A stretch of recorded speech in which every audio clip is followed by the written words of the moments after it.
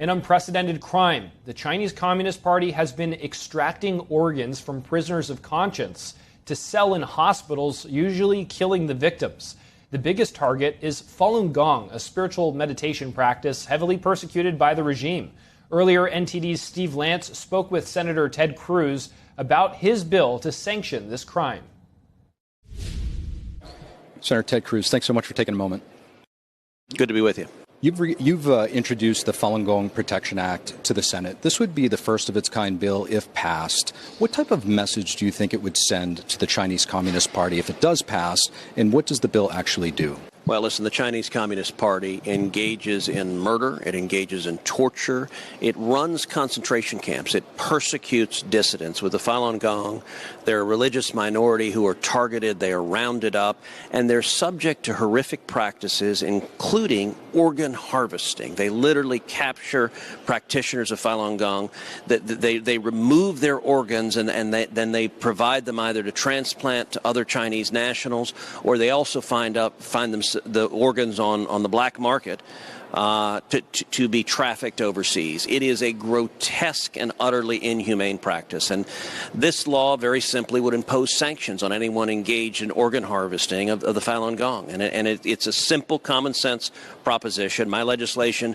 passed the House by voice vote, without a single recorded objection.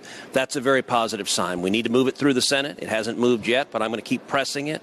And we need to speak with one clear voice against the evil that is perpetrated by the Chinese Communist Party. Senator, to your point, the crime of forced live organ harvesting, it's not done by a rogue person. Yeah. This is state-run by the government. And your state of Texas has been at the forefront of legislation, particularly when it comes to these types of organ harvesting practices. Listen, I have been for 13 years in the Senate leading the fight to stand up to the atrocities of the Chinese Communist government. And, you know, when I first arrived in the Senate, elected in 2012, I said at the time that China poses the single greatest geopolitical threat to the United States over the next century. And I think we need a comprehensive strategy, very much like Ronald Reagan had during the Cold War to take on the Soviet Union. We need the same sort of comprehensive strategy to take on communist China. Now, I got to tell you, in 2012, 2013, 2014, I was a very lonely voice up here. Virtually every Democrat disagreed with me. And most of the Republicans disagreed with me. They looked at China and they saw nothing but dollar signs as far as the eye could see. I do think a lot of people's eyes are opening up. And just like Ronald Reagan, you go back to the Cold War, there is power in clarity. You know, I was 10 when Reagan became president. I remember he came in and he referred to the Soviet Union as an evil empire. He said Marxism-Leninism will end up on the ash heap of history. He said, when asked, what's your strategy in the Cold War, he said, very simple, we win, they lose. And most notably, he stood before the Brandenburg Gate and he said, Mr. Gorbachev, tear down this wall.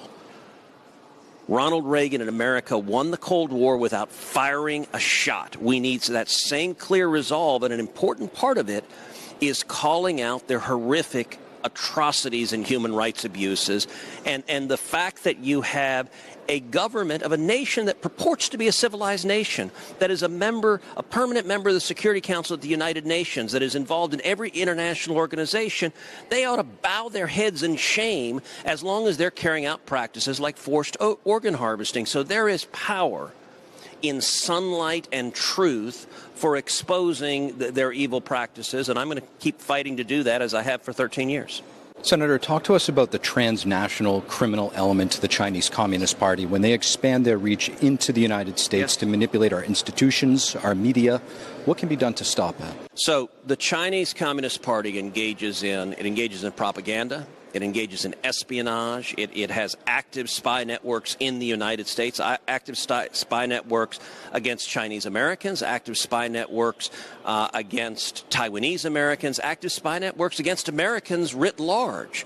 You look at one of the very first pieces of legislation I ever passed into law was legislation dealing with Confucius Institutes. So Confucius Institutes are on college campuses in America.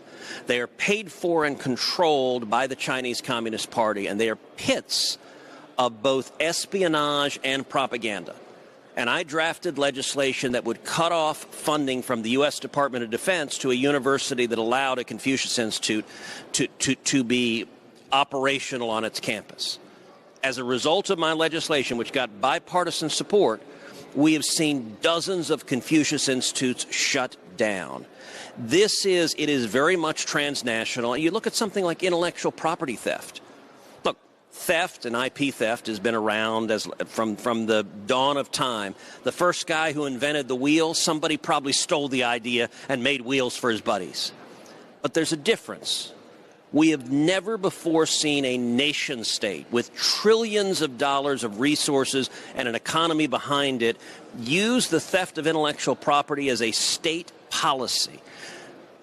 Listen, when it comes to communists, my father's from Cuba. My father was imprisoned and tortured in Cuba.